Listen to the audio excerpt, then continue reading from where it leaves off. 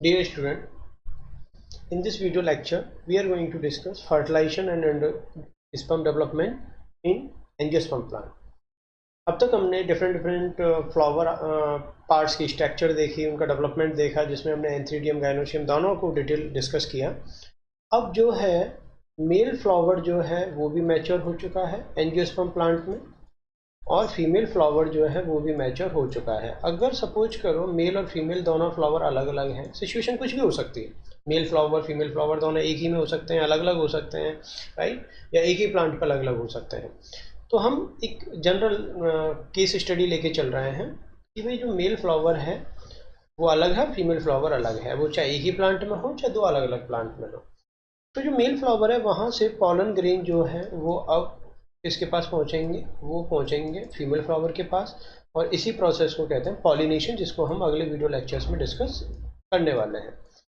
जो पॉलिनेशन है, जब फीमेल फ्लावर पे पॉलन ग्रेन आएंगे तो मेल फ्लावर से या पॉलन सैक से पॉलन ग्रेन का स्टिग्मा पे पहुंचना क्या कहलाता है, पॉलिनेशन कहलाता है। अब ये पॉलिनेशन कैसे होता है वो तो हम पॉलिनेशन नहीं देखेंगे, लेकिन यहाँ पे हम ये मान के चल रहे हैं कि भाई जो पॉलन ग्रेन है वो जब स्टिग्मा पे आके गिरेगा, तो सपोज करो पॉलन ग्रेन जो है वो इस तरीके से स्टिग्मा पे आके गिरा। अब ये जब मैंने स्टिग्मा की स्ट्रक्चर पढ़ाई थी तो वहाँ पे ये बताया था कि जो स्टिग्मा पार्ट होता है ये थोड़ा सा हेरी स्ट्रक्चर्स होती हैं, यहाँ पे मतलब वाटर कंटेंट भी पाया जाता है और यहाँ शुगर कंटेंट की भी मात्रा बहुत ज़्यादा होती है, इसलिए स्टिग्मा को थोड़ा सा अगर आप खाओगे तो वो आपको थोड़ा सा मीठा लगेगा।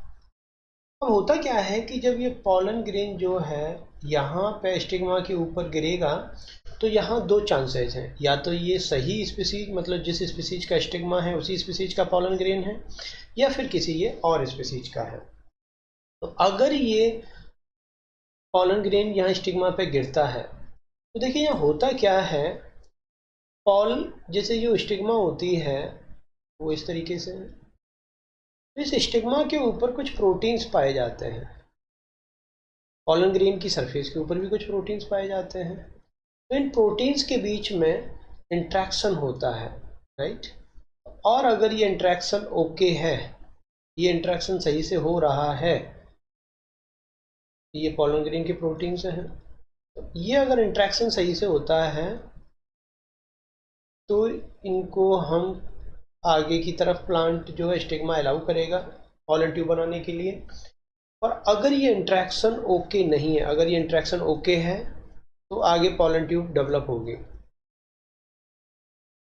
लेकिन अगर ये इंट्रैक्शन ओके नहीं है, पॉलन ग्रेन और स्टिग्मा के बीच जो प्रोटीन्स हैं इनके बीच में इंट्रैक्शन अगर प्रॉपर नहीं है तो इसको पॉलन ग्रेन को जर्मिनेट होने के लिए अलाउ नहीं किया जाएगा।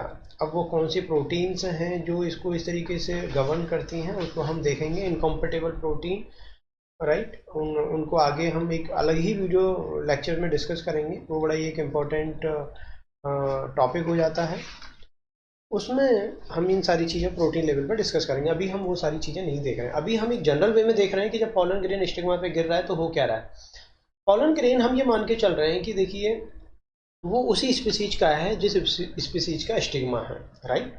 अगर वो उस स्पीसीज का नहीं है तो क्या होगा, तो पॉलन ट्यूब की डेवलपमेंट को अलाउ नहीं किया जाएगा, पॉलन ग्रेन को वहाँ पर नष्ट कर दिया जाता है। लेकिन अगर वो उसी स्पीसीज का है तो क्या होगा कि जो पॉलन ग्रेन है वो स्टिग्मा से शुगर कंटेंट एब्जॉर्ब करता है, राइट। तो एब्जॉर्ब शुगर, जो पॉलन ग्रेन है उसने शुगर एब्जॉर्ब की, और जब पॉलन ग्रेन शुगर एब्जॉर्ब करेगा कहाँ से करेगा, स्टिग्मा से करेगा, तो उसके अंदर ऑस्मोटिक प्रेशर बढ़ जाता है। ये सारी घटनाएं जो हो रही हैं ये पॉलन ग्रेन के अंदर हो रही हैं, तो ऑस्मोटिक प्रेशर इंक्रीज। तो जब ऑस्मोटिक प्रेशर इंक्रीज हो जाएगा तो देखिए कंसंट्रेशन बढ़ रही है, जब शुगर अंदर जाएगी प्रेशर इंक्रीज, ये एरो ऊपर की तरफ मतलब increase in pollen grain. Pollen grain में ऑस्मोटिक प्रेशर क्या हुआ, इंक्रीज हुआ, क्योंकि कंसंट्रेशन बढ़ने पे जब ये शुगर कंटेंट जो है एब्जॉर्ब किया जा रहा है पॉलन ग्रेन के द्वारा तो पोलन ग्रेन के अंदर जो है कंसंट्रेशन बढ़ी, और पोलन ग्रेन के द्वारा के अंदर कंसंट्रेशन बढ़ने के कारण ऑस्मोटिक प्रेशर भी बढ़ता है। और ऑस्मोटिक प्रेशर जब भी कभी बढ़ेगा, अगर अंदर ऑस्मोटिक प्रेशर ज़्यादा है तो वाटर अंदर जाएगा, अगर बाहर ऑस्मोटिक प्रेशर ज़्यादा है तो पानी बाहर आएगा। तो कहने का मतलब है कि चूंकि ऑस्मोटिक प्रेशर पोलन ग्रेन के अंदर बहुत बढ़ चुका है, इसीलिए यहाँ पे एंडो ऑस्मोसिस होता है। और एंडो जो ऑस्मोसिस है वो अकर, यहाँ पे एंडो ऑस्मोसिस होगा इन पोलन ट्यूब। तो जब पोलन ट्यूब में एंडो ऑस्मोसिस होगा, पोलन ग्रेन में सॉरी, जब एंडो ऑस्मोसिस होगा तो वाटर मूवमेंट अंदर जाएगा, H2O enter inside. Endo osmosis में होता क्या है, H2O enter inside the pollen grain. तो ये पोलन ग्रेन के अंदर जो है H2O एंटर करेगा। अब इससे क्या होगा, volume increase, volume of cytoplasm. तो जो पोलन ग्रेन का साइटोप्लाज्म है वो इंक्रीज होगा, और जब इंक्रीज होगा तो इन टाइम, क्योंकि पोलन ग्रेन की अंदर की जो लेयर थी वो इंटाइन थी, बाहर की जो लेयर थी वो एक्जाइन थी, तो अंदर से एक ट्यूब लाइक स्ट्रक्चर ओरिजिनेट होती है, ट्यूब लाइक आउटग्रोथ, क्योंकि अंदर बहुत ज़्यादा प्रेशर पड़ता है और वॉल्यूम बढ़ने से, तो tube like outgrowth come out from germ pore. क्योंकि हर पोलन ग्रेन में कुछ पोर होते हैं, वो पोर की संख्या 1 हो सकती है या 2 हो सकती है, 3 हो सकती हैं, वो मोनोकोट डाइकोट के हिसाब से वो वेरी होती है, और वो सारी चीज़ें हम पोलन ग्रेन में डिस्कस कर चुके हैं। तो होता क्या है कि जब अंदर वाटर एंटर करेगा स्टिग्मा से, तो अंदर का वॉल्यूम क्या हुआ, बढ़ा, और वॉल्यूम बढ़ने के कारण जो अंदर की ट्यूब सेल्स हैं वो ट्यूब लाइक आउटग्रोथ के रूप में बाहर आ जाती है, और इसी को कहते हैं पोलन ट्यूब। इसका मतलब पोलन ट्यूब जो है पोलन ग्रेन से इस कारण बाहर निकलती है, ठीक है। अब ये जो पोलन ट्यूब है ये निकलेगी, और ये स्टाइल में होते हुए जो है, देखिए स्टाइल में होते हुए और ये ओव्यूल तक पहुंचती है। अब क्वेश्चन ये उठता है कि चलो पोलन ट्यूब जो है वो तो हमने देख ली, पोलन ट्यूब जो है इसके बारे में हम पढ़ चुके हैं कि भाई पोलन ट्यूब की जो है जो डिस्कवरी है वो GV की ने पोर्चुलेका प्लांट में की थी। ये पोलन ट्यूब स्टाइल पार्ट में होते हुए आगे की तरफ बढ़ती है। तो पोलन ट्यूब जो है आगे की तरफ जब बढ़ रही है, तो पोलन ट्यूब में क्या होता है, ये मैं पोलन ग्रेन में भी बताया था कि जब पोलन ट्यूब बाहर की तरफ निकलती है तो पोलन ट्यूब में सबसे आगे की तरफ ट्यूब न्यूक्लियस होता है। क्या होता है, ट्यूब न्यूक्लियस। और इस ट्यूब न्यूक्लियस के पीछे जो है वो जनरेटिव सेल्स होती है। ये जो जनरेटिव सेल और इस ट्यूब न्यूक्लियस का जो साइटोप्लाज्म होता है ये स्टीमिंग करता है, रोटेट करता है, इसको साइटोप्लाज्मिक स्टीमिंग कहते हैं, राइट। और ऐसा माना जाता है कि जो पोलन ट्यूब है ये साइटोप्लाज्म स्टीमिंग के कारण ही आगे की तरफ बढ़ती है। अब अगर मैं पोलन ट्यूब की स्ट्रक्चर को थोड़ा सा डिटेल अगर देखूं तो यहाँ पे क्या होगा, देखिए इस तरीके से ये हमारा पोलन ग्रेन है, ये हमारा जर्म पोर था, इस जर्म पोर में होके ये ट्यूब लाइक स्ट्रक्चर बाहर की तरफ निकली है, राइट। अब ये क्यों निकली है इसकी मैकेनिज्म हम डिस्कस कर चुके हैं, ठीक है। ये जो ट्यूब सेल्स है इसकी इस तरीके से आउटग्रोथ के रूप में निकली, इसके सबसे आगे की तरफ होता है ट्यूब न्यूक्लियस, ठीक है, ट्यूब न्यूक्लियस। इसके पीछे जनरेटिव सेल्स होती है, और जब ये पोलन ट्यूब आगे की तरफ बढ़ती है तो ये tube generative cells 2 male gametes बना लेती है। तो इसका मतलब ये 2 मेल गैमेट्स हो गए। तो during the pollen tube growth, जब पोलन ट्यूब आगे की तरफ बढ़ रही थी तो उसी टाइम जनरेटिव सेल्स डिवाइड हो जाती हैं, और वो एक सिंगल जनरेटिव सेल डिवाइड करके 2 मेल गैमेट्स बना देती है। तो यहाँ पे ये जो दोनों स्ट्रक्चर्स हैं ये क्या कहलाएंगी, ये कहलाएंगी मेल गैमेट्स। दूसरा, यहाँ पे बीच बीच में साइटोप्लाज्म जो है उसके प्रेशर को आगे की तरफ बनाए रखने के लिए इसमें इस तरीके से प्लग जैसी स्ट्रक्चर्स पाई जाती हैं। ये मैं पॉलन ट्यूब जब पॉलन ग्रेन डेवलपमेंट पढ़ाया था तो वहाँ भी बताया था। इन स्ट्रक्चर्स का काम होता, इनको कहते हैं कैलोज प्लग, और इनका काम होता है कैलोज प्लग, इनका काम होता है साइटोप्लाज्म के प्रेशर को आगे की तरफ बनाए रखना। तो इस तरीके से ये पॉलन ट्यूब जो है उसकी स्ट्रक्चर है, ठीक है। पॉलन ट्यूब की स्ट्रक्चर्स इस तरीके से है। अब होता क्या है कि भाई पॉलन ट्यूब बन गई, दो मेल गैमेट्स बन गए, और कैलोज प्लग जो हैं वो इस तरीके से पाए जाते हैं। तो जब पॉलन ट्यूब बन के आगे की तरफ बढ़ रही है तो यहाँ पे जब ये ओव्यूल के पास आ जाती है तो ये तो ड्यूरिंग द ग्रोथ क्या इवेंट्स हो रहे हैं ये हमने बताया कि भाई जो स्पर्म है इसी को हम मेल गैमेट्स कहते हैं, कि जो जनरेटिव सेल है वो डिवाइड करके दो मेल गैमेट्स बना लेती है, और ये पॉलन ट्यूब जो है ये अंदर की तरफ ग्रोथ कर रही है। आगे की तरफ यहाँ पर ट्यूब न्यूक्लियस, ये देखो सबसे आगे की तरफ ट्यूब न्यूक्लियस रहता है, ये ट्यूब न्यूक्लियस। अब ये पहुंच चुकी है ओव्यूल के पास, राइट। ओव्यूल के पास क्या होता है, जब ये पॉलन ट्यूब पहुंचती है तो यहाँ पे एक अलग इवेंट होता है, राइट। ओव्यूल के पास क्या होगा कि यहाँ पे जो एग एपरेटस होता है, जैसे हम ओव्यूल की स्ट्रक्चर को अगर देखें तो ओव्यूल के अंदर एम्ब्रियो सैक होता है। अब क्वेश्चन ये उठता है कि ये ओव्यूल तक पहुंची कैसे। पहली बात तो ये कि पॉलन ट्यूब को ये डायरेक्शन बताया किसने, तो इसमें जो है जब हम ओव्यूल की स्ट्रक्चर पढ़ रहे थे तो वहाँ पे हमने एक चीज़ बताई थी कि ओव्यूल में सिनर्जिड से स्यूडोपोडियल आउटग्रोथ निकलते हैं, और उन स्यूडोपोडियल आउटग्रोथ को कहते हैं फिलीफॉर्म एपरेटस। क्या बोलते हैं? Filiform apparatus. ऐसा माना जाता है कि ये जो सिनर्जिड के स्यूडोपोडियल आउटग्रोथ हैं ये सीक्रेट करते हैं सम केमिकल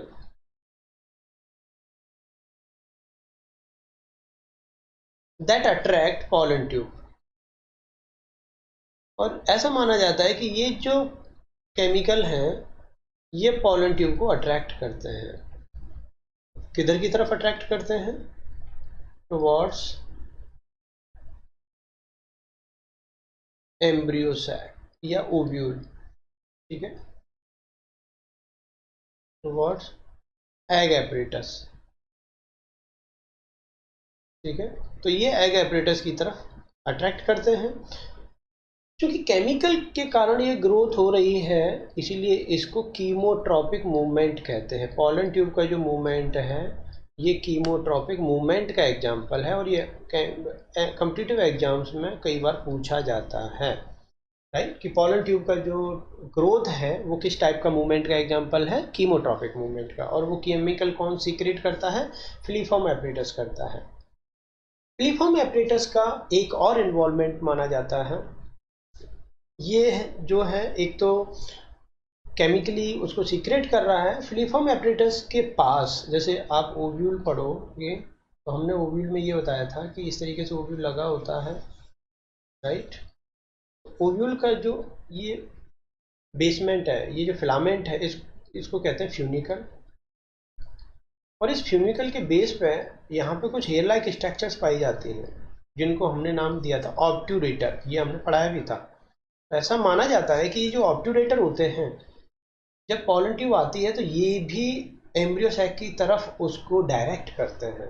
तो ऐसा नहीं है कि फिलीफॉर्म एपरेटस का ही इन्वॉल्वमेंट है, केमिकली फिलीफॉर्म एपरेटस वहाँ पर रोल प्ले कर रही है, लेकिन स्ट्रक्चरली वहाँ पे ऑब्ट्यूरेटर भी थोड़ा सा रोल प्ले कर रहे हैं। ऑब्ट्यूरेटर जो ओव्यूल का फिलामेंट था जिस पे ओव्यूल टिका हुआ था वहाँ पे ये लाइक स्ट्रक्चर्स को जो है हम फ्यूनिकल कहते हैं, और ये फ्यूनिकल भी पॉलन ट्यूब को एम्ब्रियो सैक की तरफ डायरेक्ट करते हैं, ठीक है। अब यहाँ पे जो है हमने ये देखा कि भाई ये जो पॉलन ट्यूब है ये हमारी पॉलन ट्यूब ओव्यूल तक आ चुकी है। देखिए अब यहाँ पे जो सिनर्जिड हैं ये हमने बताया था कि भाई ये जो सिनर्जिड है इससे स्यूडोपोडियल आउटग्रोथ निकलते हैं जिनको हम फिलीफॉर्म एपरेटस कहते हैं। ये फिलीफॉर्म एपरेटस जो है केमिकल सीक्रेट करते हैं और उसी की वजह से ये पॉलन ट्यूब इनकी तरफ अट्रैक्ट हुई है, और इस मूवमेंट को हमने कीमोट्रॉपिक मूवमेंट कहा है। इसके अलावा जो यहाँ पे ओव्यूल के फिलामेंट पे ऑब्ट्यूरेटर होते हैं, वो भी रोल प्ले करते हैं। और फाइनली जो है पॉलन ट्यूब एम्ब्रियो सैक के पास पहुंच जाती है। अब वो एम्ब्रियो सैक में एंटर करने वाली है। तो यहाँ तक की चीज़ें समझ में आ गई। अब क्वेश्चन उठता है कि वो एम्ब्रियो सैक के अंदर एंटर किस हिस्से से करेगी, राइट। तो इसको थोड़ा सा अब देखते हैं कि जो एम्ब्रियो सैक है, एम्ब्रियो सैक में वो कहाँ से एंटर करती है। तो देखिए यहाँ पे ये इस तरीके से ओव्यूल लगा हुआ है, राइट। ये हमारा यहाँ पे फिलामेंट है जिसको हम फ्यूनिकल कहते हैं, जिसकी मैं अभी बात कर रहा था। और यहाँ पे हेयर लाइक स्ट्रक्चर्स ऐसे पाए जाते हैं जिनको ऑब्ट्यूरेटर कहते हैं। ये भी पॉलन ट्यूब को इधर की तरफ टर्न कराते हैं। ये सारा रोल मैं अभी डिस्कस कर ही रहा था। अब यहाँ पे पॉलन ट्यूब जो है वो 3 डायरेक्शन से एंटर कर सकती है। एक तो पॉलन ट्यूब आ रही है, वो सीधा इधर से एंटर कर जाए, ठीक है। जैसे इधर से पॉलन ट्यूब आ रही है, वो चैलेजल हिस्से से एंटर कर जाए, या फिर वो माइक्रोपाइल हिस्से से ही एंटर करे, या फिर वो बीच में से कहीं से एंटर कर जाए ना। वो ये जैसे माइक्रोपाइल एंड है, ये चैलेजल एंड है, और ये मीडियम पार्ट है, ठीक है। तो कहने का मतलब है कि पॉलन ट्यूब 3 तरीके से, 3 डायरेक्शन से एक एम्ब्रियो सैक के अंदर एंटर कर सकती है। इसी के बेस पे यहाँ पे 3 तरीके का पैटर्न देखा गया है कि पॉलन ट्यूब जो है वो 3 तरीके से यहाँ एंटर करेगी। पहला है porogamy. Pollen tube enter through micropyle.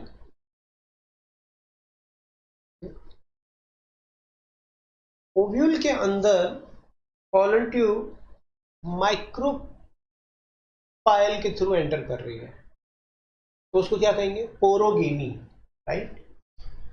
अब पोरोगेमी जो है वो मोस्ट कॉमन कंडीशन है। ये जो कंडीशन है इसमें हम एग्जाम्पल हमें याद रखने की ज़रूरत नहीं है, क्योंकि ये मोस्ट कॉमन कंडीशन होती है। अब जरूरी नहीं है कि वो माइक्रोपाइल से ही एंटर करे ओव्यूल के अंदर।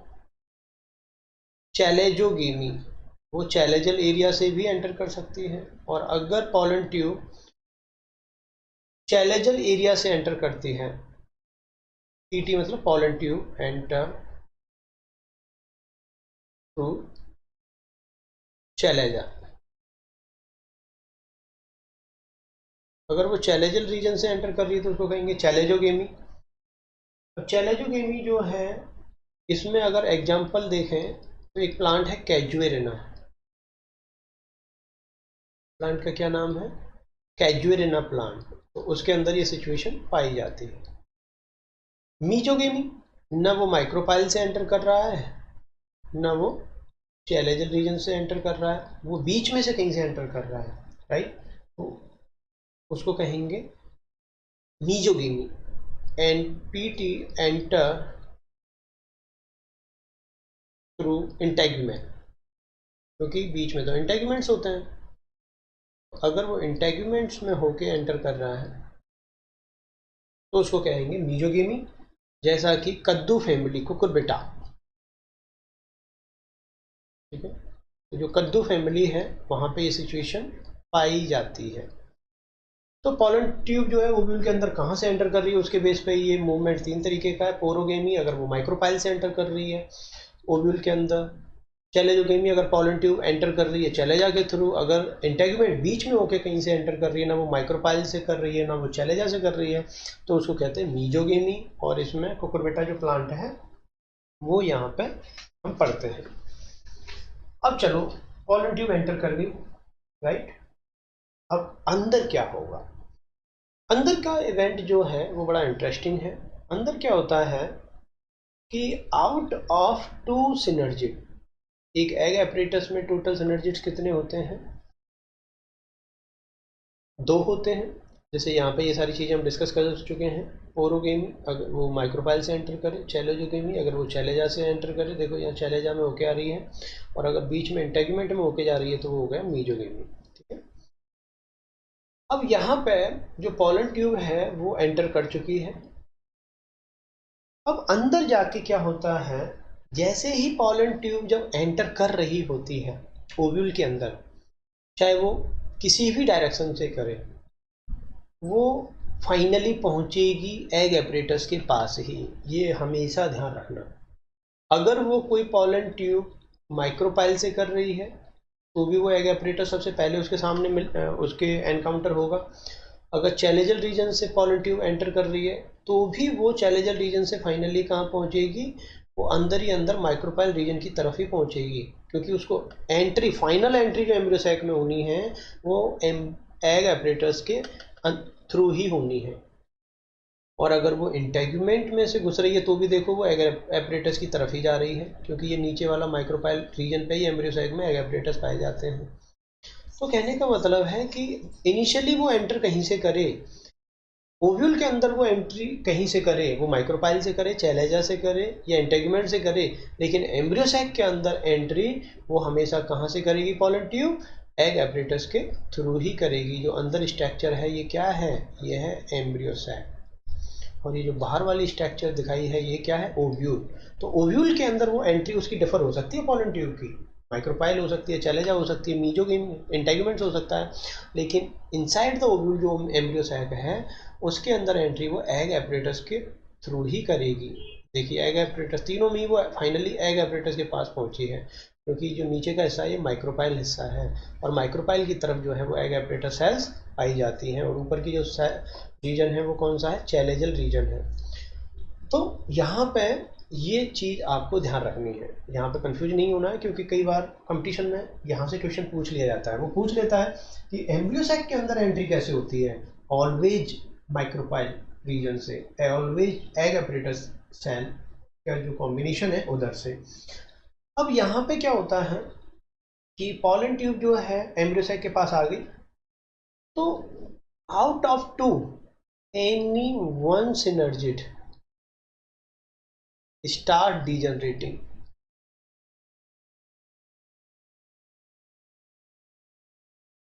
start degenerating।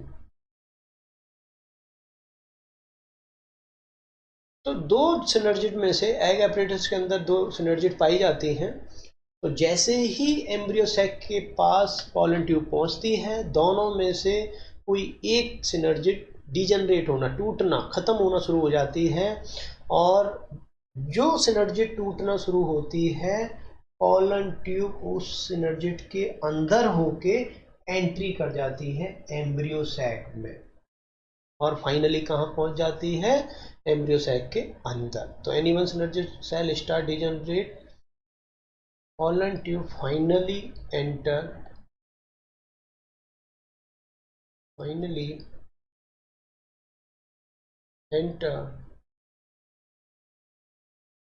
into embryo sac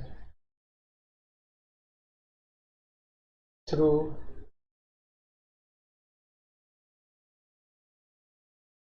this synergid।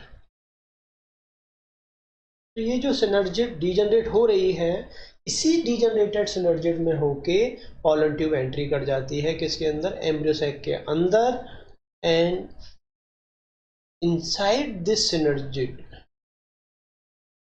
inside this synergid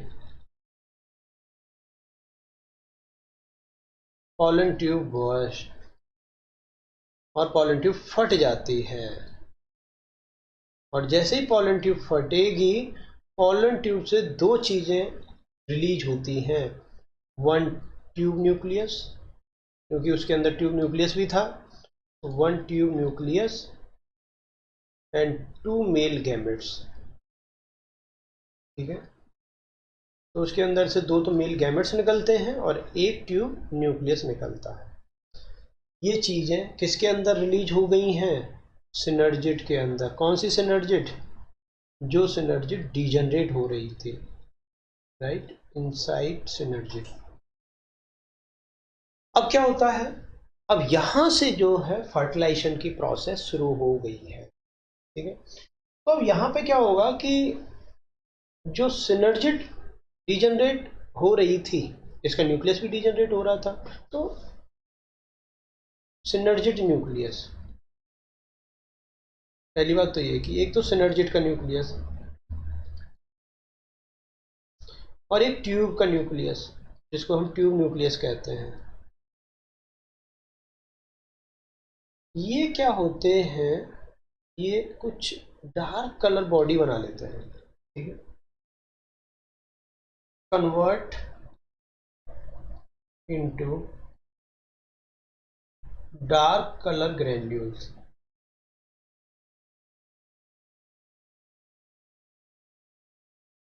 ये क्या बना लेते हैं, डार्क कलर ग्रैन्यूल्स बना लेते हैं, और इसी को कहते हैं हम बार बॉडी। एक बार बॉडी तो हम जूलॉजी में पढ़ते हैं न्यूक्लियस के अंदर, उसी टाइप की ये स्ट्रक्चर है। तो होता क्या है, यहाँ पे जो सिनर्जिड न्यूक्लियस है और जो ट्यूब का न्यूक्लियस है, इनका कोई रोल नहीं है अब। तो ये जो है एक डार्क कलर ग्रेन्यूल्स में कन्वर्ट हो जाते हैं, जिसको कहते हैं बार बॉडी।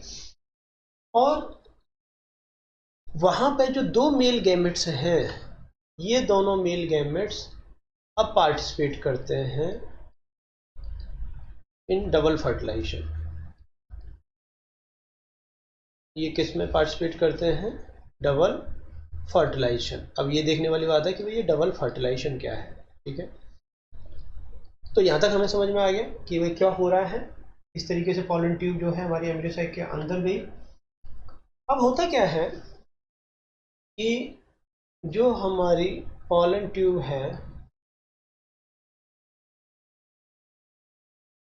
इसमें दो सिचुएशन आती हैं कि जो मेल डबल फर्टिलाइजेशन है, अब उसको देखिए ये क्या है।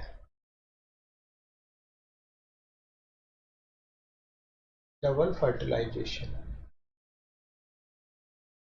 डबल फर्टिलाइजेशन जो है एक कैरेक्टरिस्टिक फीचर्स है कि किसका डबल फीचर है, एंजियोस्पर्म प्लांट का। It present in angiosperm plant only. ये जो डबल फर्टिलाइजेशन है, ये सिर्फ और सिर्फ एंजियोस्पर्म प्लांट के अंदर पाया जाता है। पहली चीज तो ये, इस डबल फर्टिलाइजेशन में दो घटनाएं होती हैं। अब ये घटनाएं कौन कौन सी हैं, यहाँ पे ये भी देख लेते हैं कि भाई इसकी डिस्कवरी किसने की। इसकी डिस्कवरी की थी एक वैज्ञानिक हैं, एस.जी. नावाश्चिन।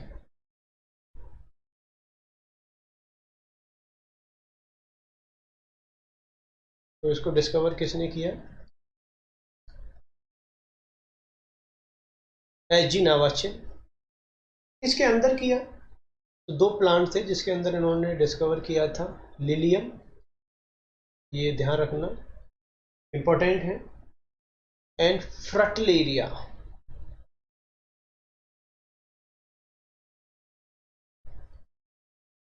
तो दोनों प्लांट के अंदर इन्होंने डिस्कवरी की, लिलियम एंड फ्रटलेरिया प्लांट। एजी नावाची ने डबल फर्टिलाइजेशन की खोज की एंजियोस्पर्म प्लांट में, ये सिर्फ एंजियोस्पर्म प्लांट में पाया जाता है। अब डबल फर्टिलाइजेशन में दो घटनाएं होती हैं, एक तो होता है सिंगेनी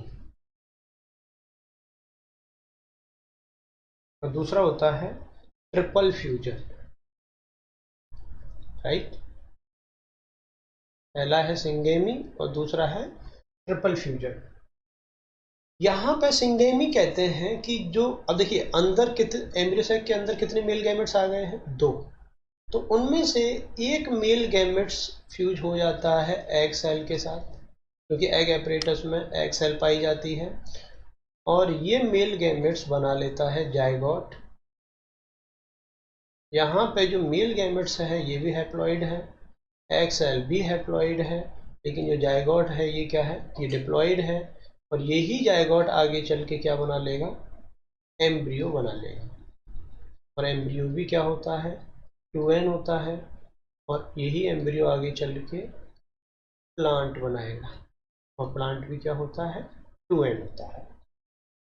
तो एक मेल गैमेट्स एग सेल के साथ जब फ्यूज होता है तो वो जाइगोट बनाता है, और इसी प्रोसेस को कहते हैं सिंगेमी, राइट।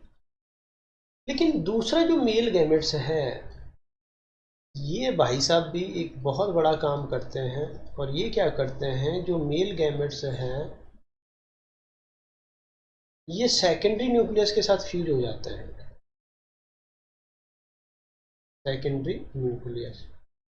अब आप बोलोगे सर ये सेकेंडरी न्यूक्लियस क्या है? ये डिप्लॉयड होता है।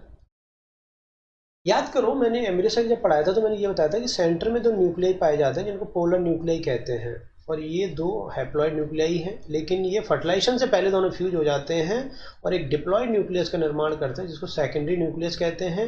ये सेकेंडरी न्यूक्लियस एक दूसरे मेल गैमेट के साथ फ्यूज होता है और एक ट्रिप्लॉयड एंडोस्पर्म बनाता है। ये बोला था कि नहीं? ऐसा ही होता है।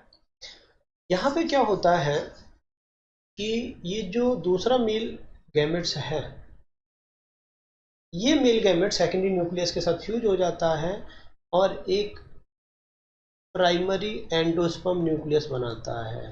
प्राइमरी एंडोस्पर्म न्यूक्लियस, और शॉर्ट में उसको कहते हैं पैन। और यही प्राइमरी एंडोस्पर्म न्यूक्लियस आगे चल के डिवाइड करता है और बना लेता है एंडोस्पर्म। क्योंकि यहाँ प्राइमरी एंडोस्पर्म न्यूक्लियस 3n होता है, इसीलिए एंडोस्पर्म भी एंजियोस्पर्म प्लांट में क्या पाया जाता है? 3n पाया जाता है। तो सिंगेमी और ट्रिपल फ्यूजन दोनों को मिला के कहते हैं डबल फर्टिलाइजेशन, क्योंकि यहाँ पे फर्टिलाइजेशन प्रोसेस में मेल गैमेट्स दो भाग ले रहे हैं, दो बार ये इवेंट्स हो रहा है, राइट? तो इसीलिए इसको डबल फर्टिलाइजेशन कहते हैं। और डबल फर्टिलाइजेशन के कारण ही यहाँ एंजियोस्पर्म प्लांट में एंडोस्पर्म ट्रिप्लॉइड पाया जाता है, राइट? तो ये तो रहा कि भाई डबल फर्टिलाइजेशन क्या है, आगे इनका क्या भविष्य है, ठीक है। इसके अलावा इसमें थोड़ा सा कुछ चीज़ें और हमें देखनी है कि यहाँ पे जैसे ही डबल फर्टिलाइजेशन होगा तो आफ्टर जाइगोट फॉर्मेशन एंटीपोडल, तो आफ्टर फर्टिलाइजेशन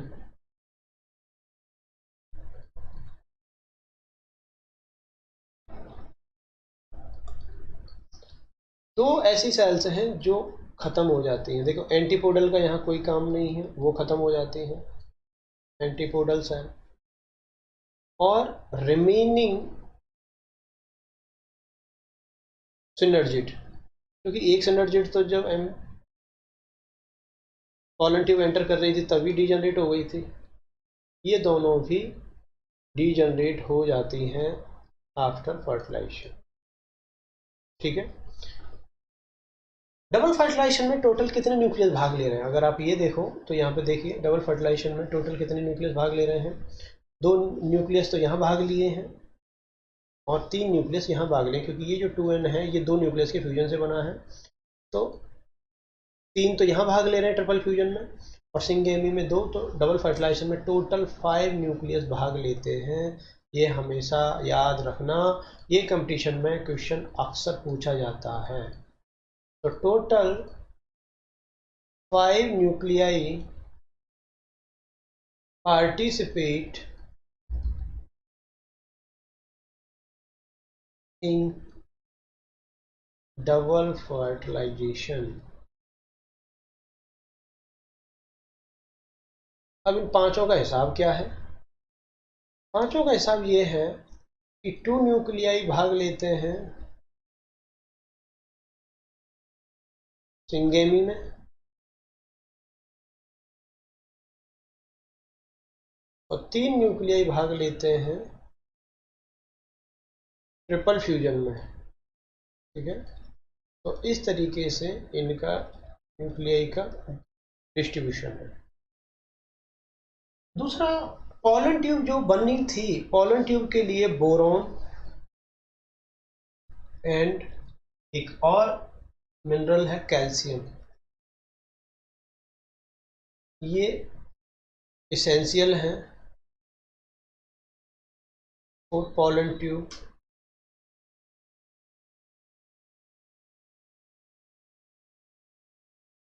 ग्रोथ।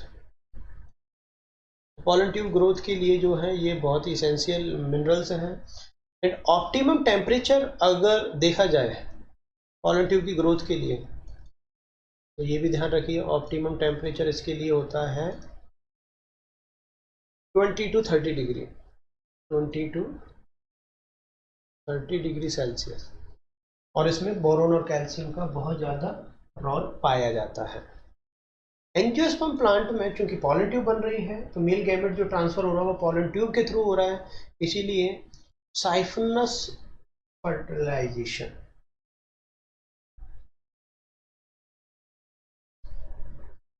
यहाँ पे जो फर्टिलाइजेशन हो रहा है इस फर्टिलाइजेशन को कहते हैं हम साइफनस फर्टिलाइजेशन प्रेजेंट हेयर।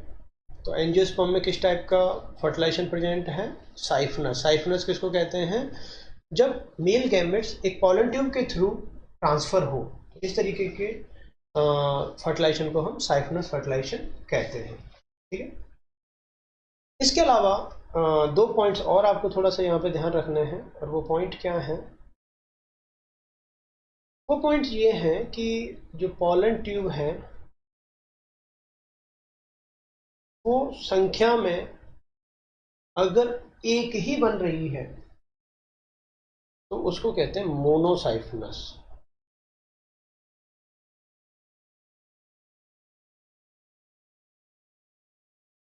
अगर एक पॉलन ग्रेन एक ही पॉलन ट्यूब बना रहा है तो मोनोसाइफनस।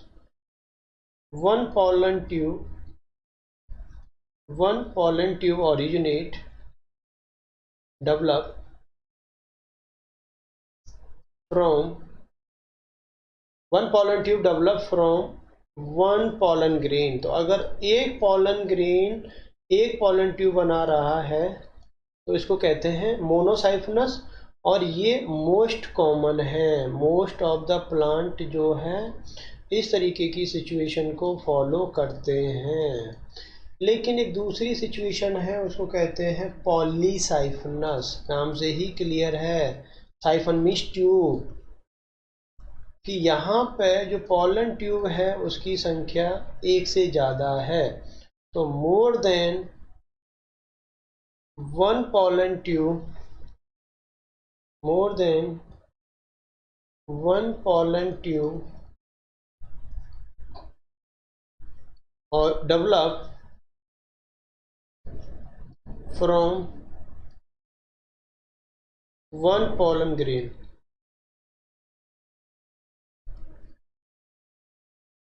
एक पॉलन ग्रेन से अगर एक से ज़्यादा पॉलन ट्यूब बन रही है तो उसको कहते हैं पॉलीसाइफनस। और इसका अगर एग्जाम्पल देखें तो ये एग्जाम्पल पाया जाता है कुकुरबिटेसी,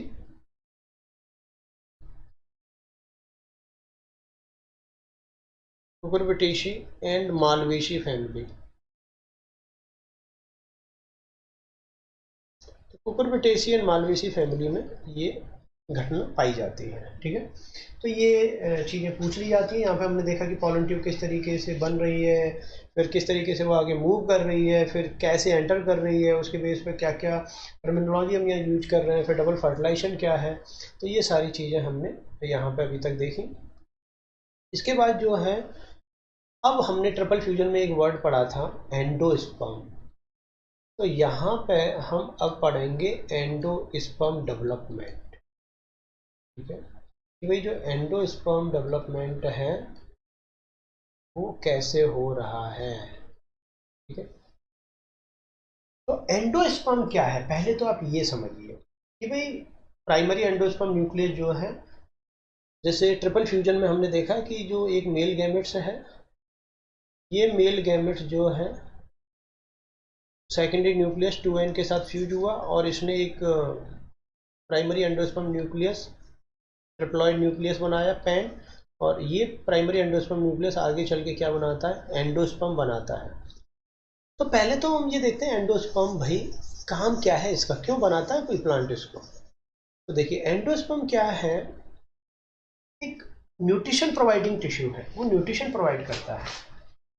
दूसरा, एंडोस्पर्म जो है वो बना क्यों? ट्रिपल फ्यूजन के कारण बना। ट्रिपल फ्यूजन क्या है वो हम डिस्कस कर चुके हैं। ट्रिप्लॉइड टिश्यू होते हैं और इसका मेन काम है डेवलप हो रहे एम्ब्रियो को न्यूट्रिशन देना, राइट। लेकिन सारी फैमिलियों में ये पाया जाए ऐसा नहीं है। इसमें 3 ऐसी फैमिली हैं जिनमें एंडोस्पर्म नहीं पाया जाता। वो कौन कौन सी फैमिली है? पहली चीज तो ये कि भाई ये न्यूट्रिशन प्रोवाइडिंग टिश्यू है, ये न्यूट्रिशन प्रोवाइड करता है टू डेवलपिंग एम्ब्रियो। और किसको करता है? डेवलप हो रहे एम्ब्रियो को। पहली चीज तो ये। दूसरी चीज ये कि 3 फैमिली ऐसी हैं जिसके अंदर ये नहीं पाया जाता, और वो 3 फैमिली कौन सी हैं? वो है ट्रेपेसी,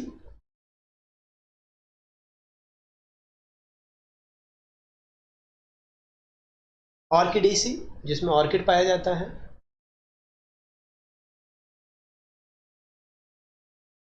और पोडोस्टीमेसी।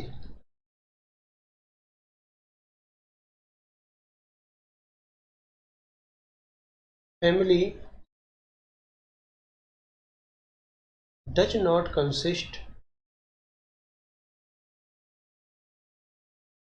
तो कहने का मतलब है ये 3 फैमिली जो है एंडोस्पर्म नहीं रखती, ठीक है। तो कौन कौन सी फैमिली है? पोडोस्टीमेसी, ऑर्किडेसी और ट्रेपेसी। ये बन क्यों रहा है? ये बन रहा है ट्रिपल फ्यूजन के कारण। ट्रिप्लॉइड टिश्यू है।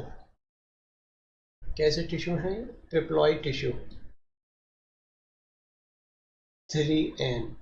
लेकिन क्या सभी एंजियोस्पर्म में ट्रिप्लॉइड पाए जाते हैं? ये नहीं है, ये डिपेंड करता है एम्ब्रियो सैक कौन सा है, क्योंकि most of the angiosperm plant में जो है पॉलीगोनम टाइप का एम्ब्रियो सैक पाया जाता है, इसलिए मोस्ट ऑफ द एंजियोस्पर्म में ट्रिप्लॉइड एंडोस्पर्म बोलते हैं। लेकिन ऐसे सब में ट्रिप्लॉइड हो ऐसा नहीं है, वो एम्ब्रियो सैक के टाइप पे भी डिपेंड करता है। तो ट्रिप्लॉइड टिश्यू डेवलप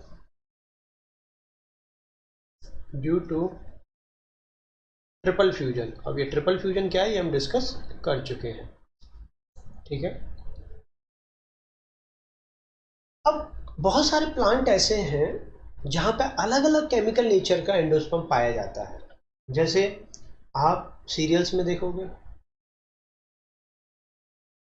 जैसे हमारे राइस है, वीट है, जो हमारे खाद्यान्न है, वहां पे इस एंडोस्पर्म की नेचर स्टार्च नेचर की होती है। ये बहुत इंपॉर्टेंट इंफॉर्मेशन है, आपको ये ध्यान रखनी है।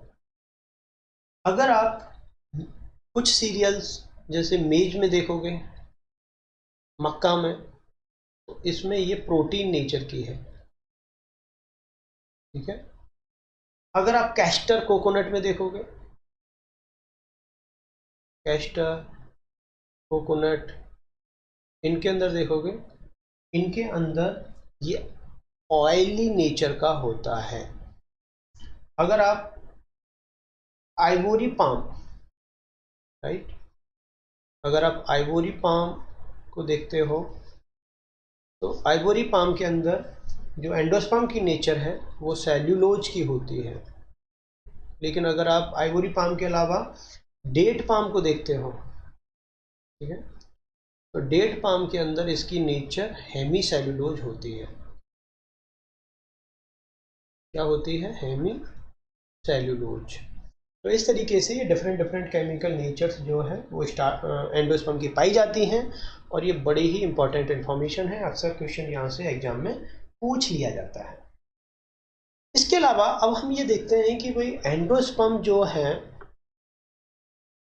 इसका डेवलपमेंट के बेस पे ये 3 तरीके का पाया जाता है। बेस्ड ऑन डेवलपमेंट एंडोस्पर्म जो है वो 3 तरीके का होता है। पहला है सेल्यूलर एंडोस्पर्म। पहला टाइप क्या है?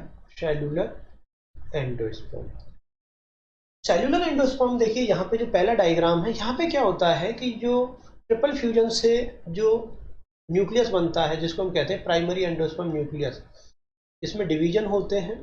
तो कैरियोकाइनेसिस होगा, एक न्यूक्लियस से 2 न्यूक्लियस बनते हैं, और कैरियोकाइनेसिस के जस्ट बाद यहाँ पे साइटोकाइनेसिस हो जाता है। इसका मतलब कि कैरियोकाइनेसिस और साइटोकाइनेसिस दोनों साथ साथ होते हैं, और यहाँ पे इस तरीके से मल्टी सेलुलर स्टेज बनने लग जाती है, और इस तरीके से बनने वाले एंडोस्पर्म को हम कहते हैं सेलुलर एंडोस्पर्म। और ये जो ऊपर स्ट्रक्चर दिखाई हुई है ये एम्ब्रियो है, क्योंकि जैसे जैसे एंडोस्पर्म डेवलप होता है वैसे वैसे एम्ब्रियो भी तो डेवलप होगा, क्योंकि ट्रिपल फ्यूजन के साथ वहां पे सिंगेमी भी हुआ था। तो सिंगेमी से क्या बना, जायगोट, वो आगे चल के क्या बनाएगा,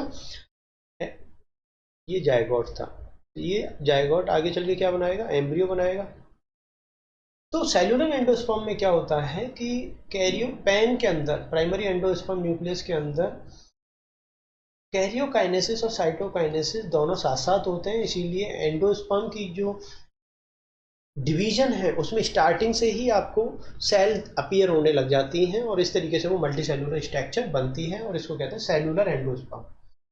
अब ये जो सेलुलर एंडोस्पर्म है ये गेमोपेटली प्लांट में पाया जाता है। अगर हम ये देखें कि भाई ये किस तरीके के प्लांट इस पैटर्न को फॉलो करते हैं, तो यहाँ पे इसका एग्जाम्पल है गेमोपेटली प्लांट। ठीक है। दूसरा है फ्री न्यूक्लियर। दूसरा जो टाइप है एंडोस्पर्म का वो क्या है, फ्री न्यूक्लियर। फ्री न्यूक्लियर जो टाइप है ये मोस्ट कॉमन है।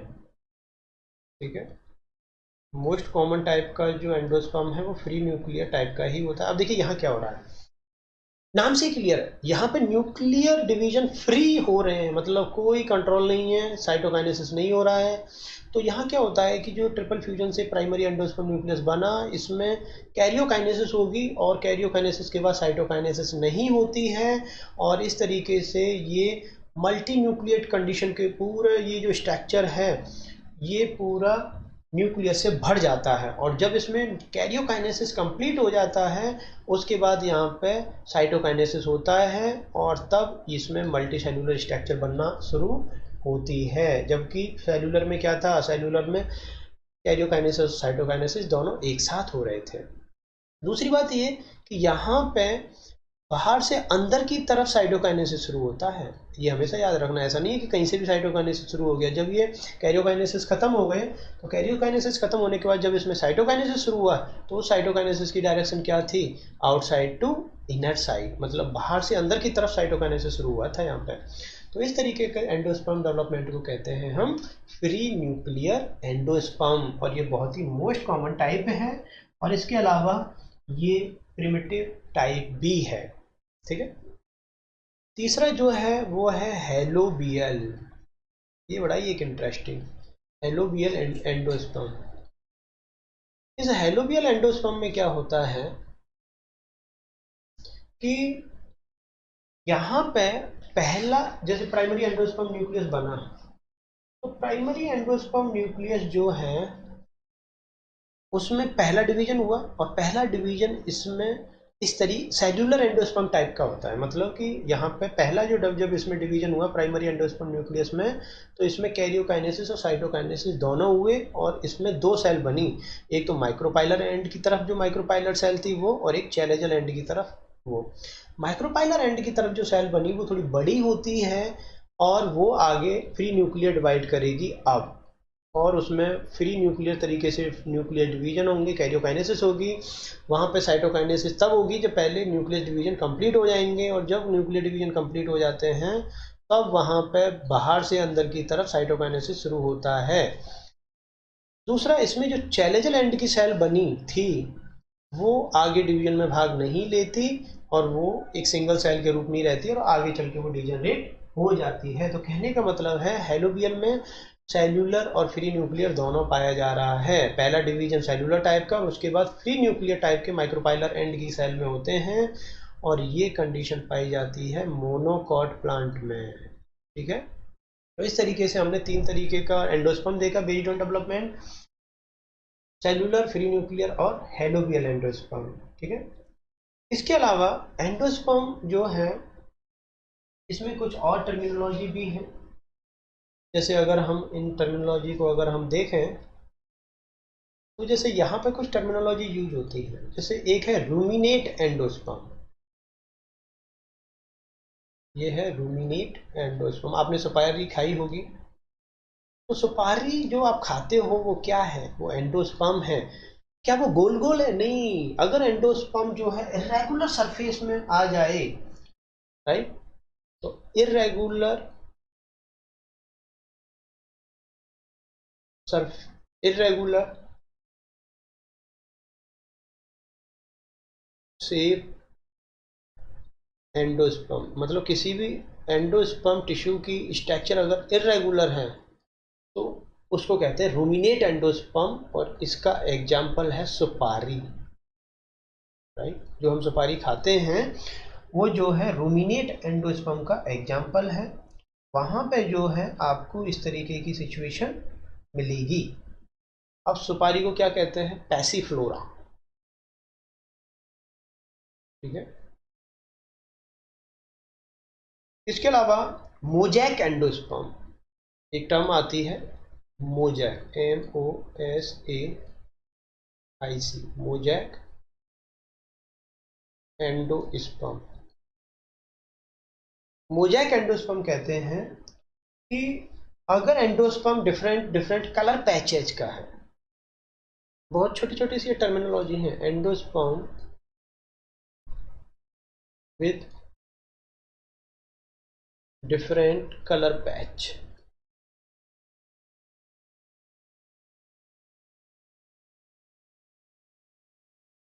पैच कहते हैं धब्बे, अलग अलग रंग के धब्बे, जैसे मक्का देखी होगी तो इसका एग्जांपल होता है मेज, मक्का।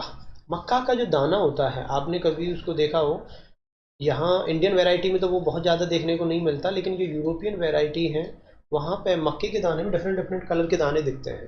तो इस तरीके का एंडोस्पर्म जो है वो मोजैक एंडोस्पर्म कहलाता है, जिसमें अलग अलग कलर के धब्बे दिखाई दें। राइट, इसके अलावा जो नारियल है, नारियल में बड़ी एक इंटरेस्टिंग चीज़ पाई जाती है।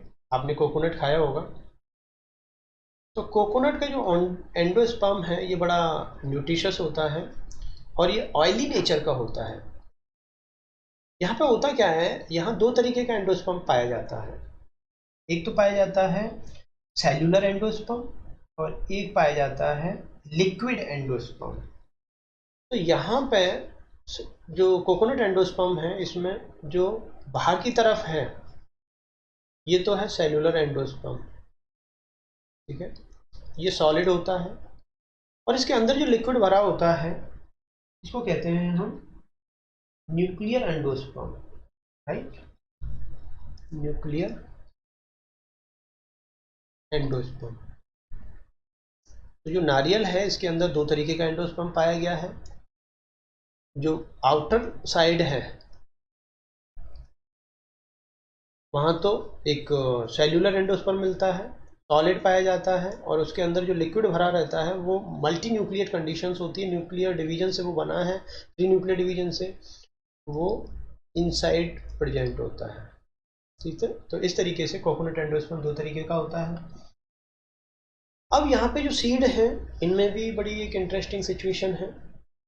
बहुत सारे सीड हैं जिनमें एंडोस्पर्म पाया जाता है। अगर एंडोस्पर्म पाया जा रहा है तो उनको एंडोस्पर्मिक सीड कहते हैं, एंडोस्पर्मिक सीड। एंडोस्पर्मिक सीड किसको कहेंगे? वो सीड जिनमें एंडोस्पर्म प्रेजेंट होता है।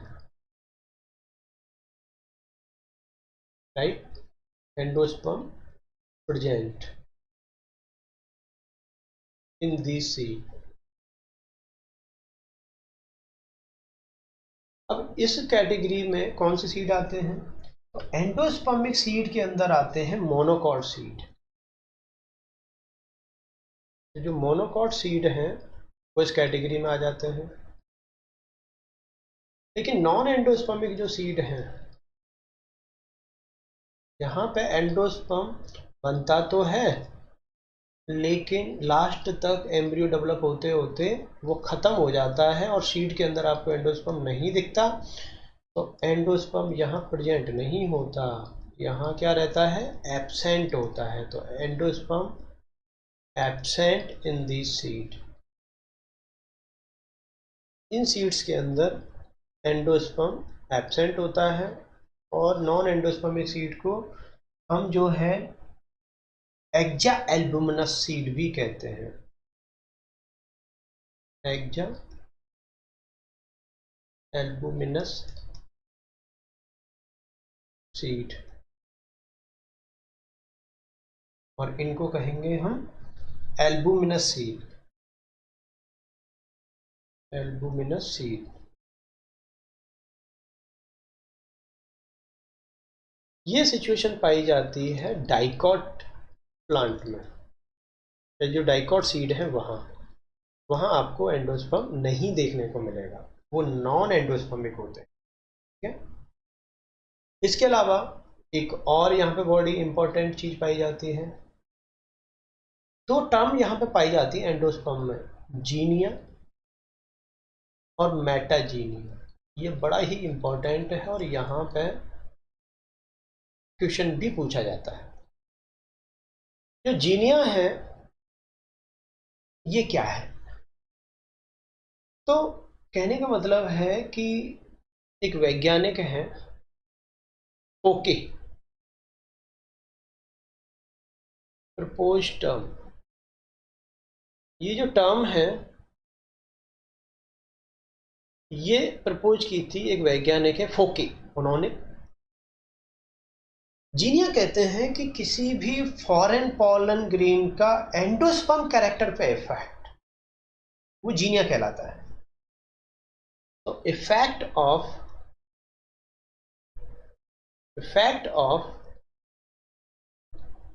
फॉरेन पॉलन ग्रेन, या ये कहें कि पॉलन ग्रेन का इफेक्ट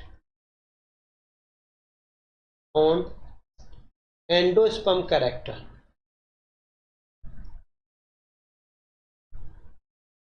तो इसका मतलब समझो, ये इफेक्ट देखा गया था मेज में, राइट? तो फोके ने इसको स्टडी सबसे पहले कहाँ किया था? मेज में। रिपोर्टेड इन मेज। अब इसको समझो, जैसे दो पॉलन ग्रेन है, पॉलन ग्रेन 1 और ये पॉलन ग्रेन 2। जब ये पॉलन ग्रेन फर्टिलाइजेशन में भाग ले रहा है तो मान लो आपको येलो कलर का एंडोस्पर्म दिखा, और जब ये पॉलन ग्रेन 2 ले रहा है तो आपको ग्रीन कलर का एंडोस्पर्म बना। तो यहाँ पे ये जो एंडोस्पर्म का कलर है ये किस पे डिपेंड कर रहा है? ये पॉलन ग्रेन पे डिपेंड कर रहा है। तो इसी को तो कह रहे हैं कि effect of foreign pollen grain on endosperm character, कि एंडोस्पर्म का जो कैरेक्टर है उस पर किसी पॉलन ग्रेन का क्या इफेक्ट है, इसी इफेक्ट को कहते हैं हम जीनिया, राइट? ये सबसे पहले फोके ने स्टडी किया, और किस में स्टडी किया? मक्का में स्टडी किया। बस आपको इतना ही ध्यान रखना है। दूसरा है मेटाजीनिया। मेटाजीनिया कहते हैं कि स्विंगले